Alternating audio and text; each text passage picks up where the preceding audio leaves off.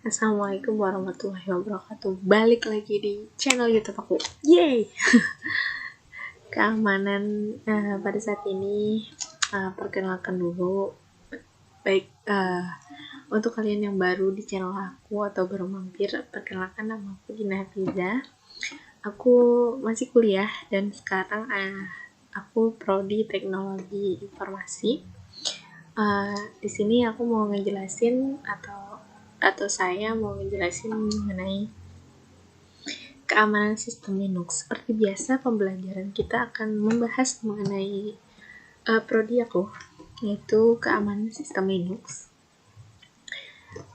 Yang pertama yaitu sistem keamanan komputer pada sistem operasi Linux. Keamanan komputer merupakan hal yang sangat penting karena pengguna akan merasa nyaman menggunakan suatu sistem operasi apabila mempunyai keamanan sistem, apalagi yang tinggi gitu. Prinsip dasar keamanan sistem operasi ini terdiri dari 3 macam, yaitu yang pertama availability.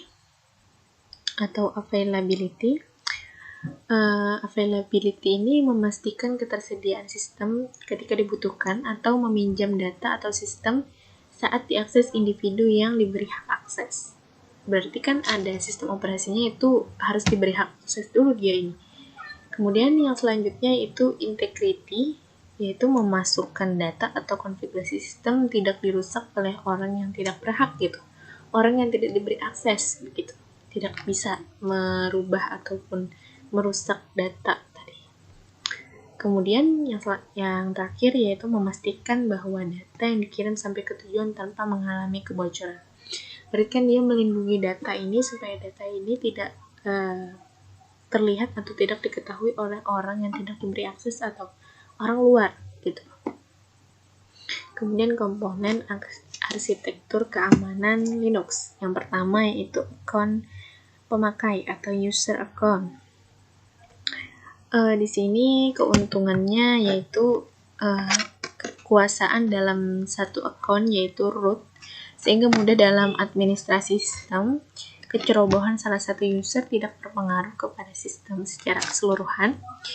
Masing-masing user memiliki privacy yang ketat.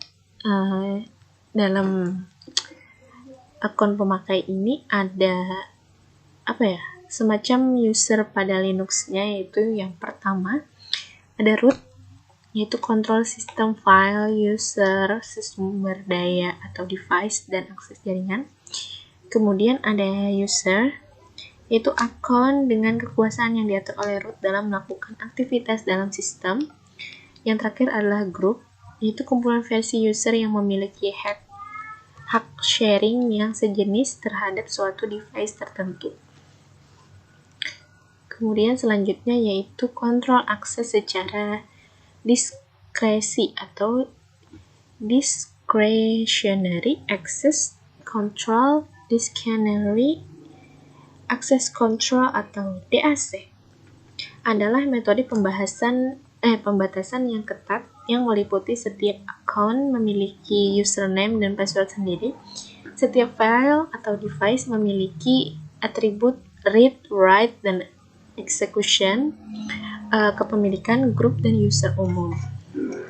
Kemudian selanjutnya itu kontrol akses jaringan atau network access control.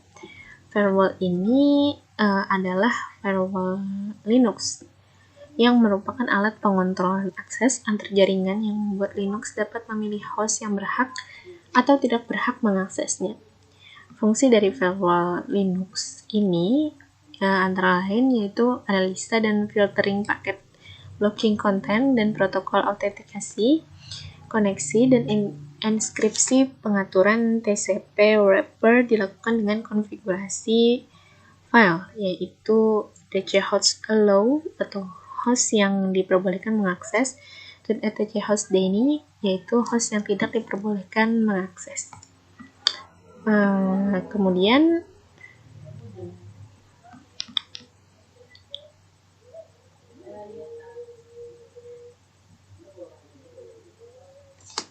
dalam komponen ini juga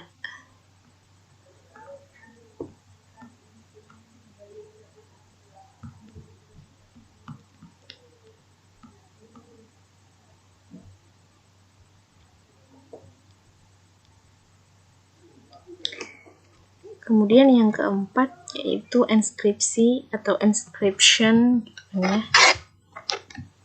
ya. Sebentar.